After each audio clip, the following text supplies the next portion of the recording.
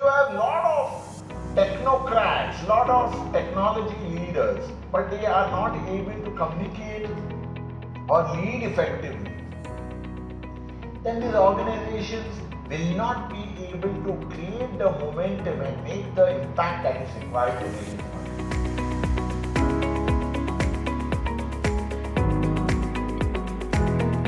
Namaste.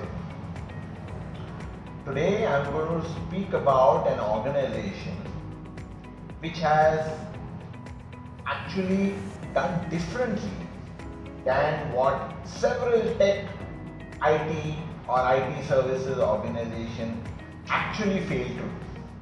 How is that? Many a times when I speak to leaders of IT services organizations, one of the greatest difficulties is they have a lot of excellent technical managers, people who know the latest state-of-the-art technology, people who can create great products and services. Then the problem is that they are not good people leaders. So leading teams, developing the next set of leaders, working seamlessly across all stakeholders is one of the greatest challenges of this. So if you have a lot of technocrats, lot of technology leaders, but they are not able to communicate or lead effectively, then these organizations will not be able to create the momentum and make the impact that is required to make it happen. And the CEO, when I met him for the first time, he told me his problem statement was one single thing. He said, Rajesh, I need you to create leaders in this organization which has got many excellent process managers. That was the statement. That's where we began. So typically when we are faced with such a challenge, we create a roadmap based on our own audit of this organization. So we do what is called as a mantra, tantra, yantra audit, where we study their entire processes, especially in the people management, leadership and talent development domain. And when we did this, we realized what some of the challenges could be. And we laid out a roadmap for a year and a half. Based on that, we were to start Mitra sessions, which are our mentoring/coaching sessions. So we engaged with Chanakya Consulting Insights in the year 2016. That was our first engagement with them, and Rajesh did a leadership development program for 30 of our senior management leaders, which comprised of managers, senior vice presidents, and the CEO himself was a part of this entire journey. We also decided that in this organization we need to bring a strong learning culture. So we did many things in that direction too. And most of all, we said that this is an organization which has got phenomenal women talent. But if this talent is not identified and more importantly given opportunity to grow, the chances are that they won't go on to become the future leaders of the organization. So threefold. We started working with existing process managers. We started developing them into leaders and bringing in a mechanism of change and training and learning. And third, we started developing the women leadership at the grassroots level. The journey, I would say this is not any other leadership development program.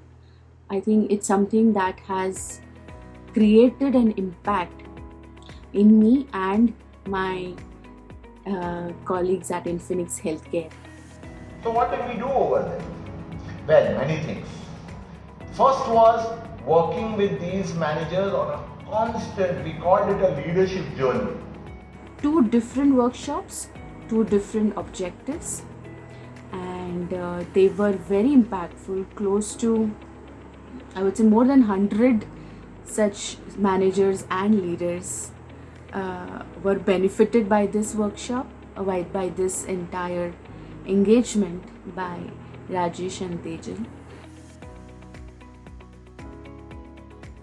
So constantly working with them, this was a change that took place over a year and a half, in fact 2.5 years, because one set of managers gave way to the next set. We had something called as a learning festival. All of this to enhance the way they themselves would get involved in learning and taking charge for their careers.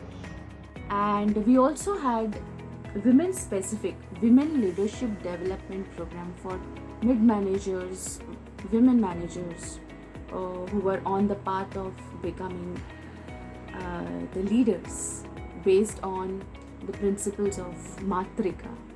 These were people, even though I call them leaders, they were people at any level, sometimes not even the managerial level.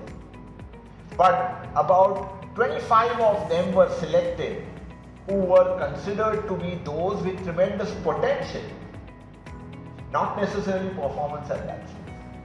And every month they were taken through an intervention which would introduce them to a new set of competencies connected to work. Of course, all on principles of Indian wisdom. How to detach yourself as a leader. It covered holistic wellness, personal wellness, professional wellness, how to be aware of our senses, for example, how to ensure that we don't become an egoistic leader. So these were the different aspects of becoming a great leader.